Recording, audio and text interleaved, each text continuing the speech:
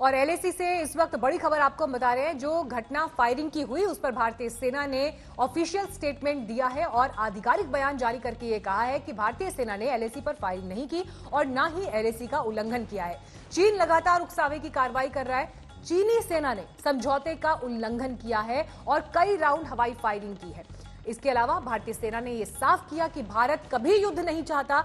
एक तरफ राजनीतिक, सैन्य और कूटनीतिक स्तर पर बातचीत के प्रयास हो रहे हैं, लेकिन उसके बावजूद चीन की तरफ से उकसावे की कार्रवाई हुई है।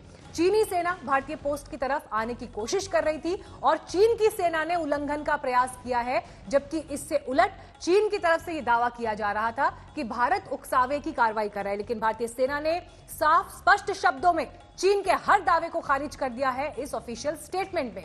आपको बता दें कि कल शाम पूर्वी लद्दाख के इलाके में हवाई फायरिंग की खबर है और अपने आप में 1975 के बाद एक ऐसा मौका है जब इस तरह की घटना या इस तरह के टकराव की स्थिति, हवाई फायरिंग जैसी स्थिति बनी।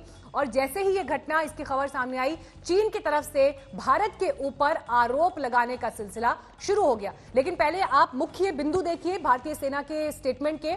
चीन की सेना ने भारतीय पोस्ट की तरफ आने की कोशिश की। देखिए, सीधा सिरे से खारिज किया भारतीय सेना ने चीन के दावे को। जब सेना ने रोका तो चीन की सेना ने हवाई फायरिंग की, क्योंकि चीन की सेना भारतीय पोस्ट को अप्रोच कर रही थी। चीन की सेना की तरफ से कई राउंड हवाई फायरिंग की गई।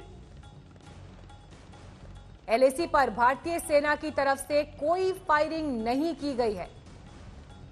तो ड्रैगन की साजिश को इस तरह से जवाब दिया है भारतीय सेना ने अपने इस ऑफिशियल स्टेटमेंट में, क्योंकि चीन की तरफ से जो ये बयान आया, देखिए कोशिश कहीं ना कहीं चीन की भी ये कि एक प्रोपेगेंडा अंतर्राष्ट्रीय स्तर पर ऐसा रखा जाए कि वो शांत बैठा है, लेकिन उकसावे की कार्रवाई भारत की तरफ से हो रही है। लेकिन चीन के इस दावे को सीधे नकार दिया है सेना ने। भारत ने एलएसी, देखिए हम आपको चीन का दावा भी यहां पर दिखा रहे हैं। भारत ने उकसाया, लेकिन हकीकत क्या है? घुसपैठ दरअसल चीन कर रहा था। चीन ने दावा किया कि भारत की तरफ से तनाव बढ़ाने की कोशिश हो रही है, लेकिन हकीकत यह है कि चीन बार बार उल्लंघन करता है। और जो घटना गलवान के बाद हुई है पूर्वी लद्दाख के इलाके में, चीन की तरफ से देखिए बातचीत को टेबल पर रखकर जमीन पर जो किया जा रहा है वो अपने आप में पूरी दुनिया के सामने है। मंजीत नेगी इस खबर पर लगातार नजर बनाए हुए हैं।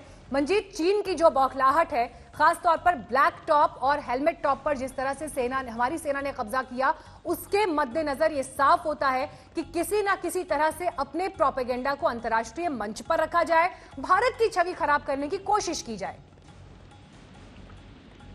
देखिए मीनाक्षी, 29 और जो पिछली 29 की जो घटना थी, जब चीन ने दक्षिण पेंगोंग के इलाके में इस तरह की घुसपैठ की कोशिश की, उस दौरान भी काफी धक्का मुक्की हुई और यही बात सामने आई थी कि चीन की तरफ से उस दौरान भी हवाई फायरिंग की गई। हालांकि पुष्टि नहीं हुई, लेकिन दूसरी बार ऐसा हो रहा है जब चीन एक हफ्ते के दौरान लगातार बौखलाहट के तहत इस तरह बातचीत कर रहा है, लेकिन दूसरी तरफ वो जो दक्षिण पेंगोंग के इलाके की हम बात करें, जहां पर कुछ ऐसे, चाहे चुशुल के इलाके में जो अलग अलग सामरिक पोस्ट हैं, ब्लैक टॉप, हेलमेट टॉप, इसके अलावा जो दूसरे खासतौर से रास्ते हैं, उन पर चीन की नजर लगातार बनी हुई है और वो कहीं नहीं चाहता चीनी सेना की भारतीय सेना की सामरिक पोस्ट पर अपनी तैनाती को मजबूत बनाए। और इसीलिए कल जब बातचीत चल रही थी ब्रिजेश पर, उस दौरान भी चीन ने आगे बढ़ने की कोशिश की और इससे साफ हो गया कि चीन को ये बिल्कुल रास नहीं आ रहा कि भारत इन सामरिक पोस्ट पर बैठकर सीधे जो चीन के मोल्डो दूसरे इलाके हैं वहां पर अपनी पकड़ को मजबूत बना सके। इसीलिए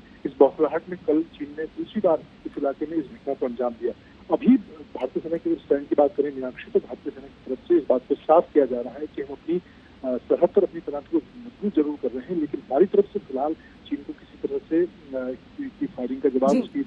मंजीत, मैं आपके पास लौटूंगी। अशरफ वानी भी जुड़ गए हैं हमारे साथ। अशरफ, देखिए जो तस्वीर इस वक्त एलएसी पर बनी हुई दिखाई देती है, चीन की तरफ से एक स्टेटमेंट आता है और भारतीय सेना उस स्टेटमेंट को सिरे से नकार देती है, हर एक दावे को। भारत ना कभी युद्ध की दिशा में जाता है, शांति का प्रयास जरूर करता है, लेकिन इसका मतलब ये नहीं है कि हम अपनी अखंडता और संप्रभुता से किसी भी तरह का कोई समझौता करेंगे। लेकिन चीन की जो ये नफरत और जो ये चिढ़ है, ब्लैक टॉप, हेलमेट टॉप पर जिस तरह से भारतीय सेना ने अपनी पोजीशनिंग स्ट्रांग की है, यकीनन वो चीन की नफरत का, चीन की परेशानी का सबसे बड़ा रीजन है।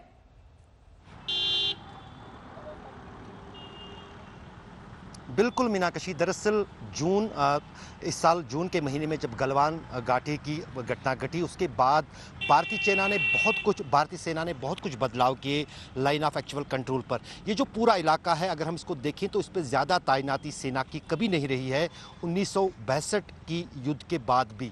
लेकिन जून के महीने के बाद जिस अंदाज से भारतीय सेना की तैनाती इस पूरे इलाके में बढ़ा दी और साथ ही साथ हथियारों को, टैंकों को, बोफोर्स तोपों को वहां पर अपनी पोजीशन पर तैनात किया, और उतना ही नहीं बल्कि पिछले एक हफ्ते के दौरान कई पहाड़ियां जो हैं, दुर्गम पहाड़ियां, उन पर जो है सेना ने अपनी पोस्ट कायम किए अपने इलाके में। वो चीन को काफ़ी परेशान कर रहा है, क्योंकि अगर हम 27 अगस्त की बात करें, उस बीच भी दक्षिणी छोर जो है पैंगोंग लेक का, वहाँ पर भारतीय सेना और चीनी सेना के बीच धक्का-मुक्की हुई थी।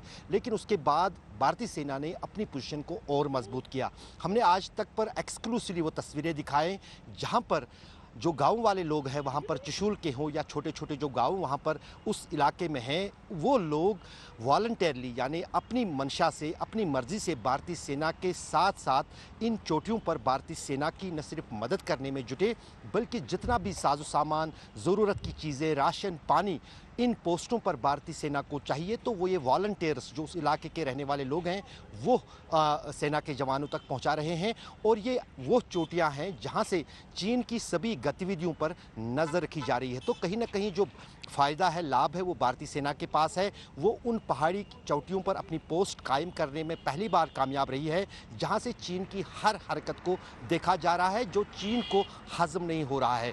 दरअसल चुशूल का जो इलाका है काफ़ी पीसफुल माना जाता है लाइन ऑफ एक्चुअल कंट्रोल पर, क्योंकि बॉर्डर मीटिंग पॉइंट जिसमें पिछले 4 महीने के दौरान कई दौर की बातचीत हुई, 5 बार तो लेफ्टिनेंट जनरल स्तर की बातचीत वहाँ चुशूल में बॉर्डर मीटिंग पॉइंट जो दोनों देशों के बीच में तय हुआ है वहाँ पर हुई, और ब्रिगेडियर लेवल की बैठकों का एक बड़ा दौर चला। कल भी और परसों भी वो बैठकें हुई, लेकिन वो बेनतीजा हुई। और अब जहां पर तनाव बना है भारत और चीन की सेना के बीच में, वो उस मीटिंग पॉइंट से ज़्यादा दूर नहीं है। ज़्यादा से ज़्यादा 4 किलोमीटर की दूरी पर बॉर्डर मीटिंग पॉइंट है, और 4 किलोमीटर की दूरी पर वो जगह है जहां पर कल की घटना घटी है।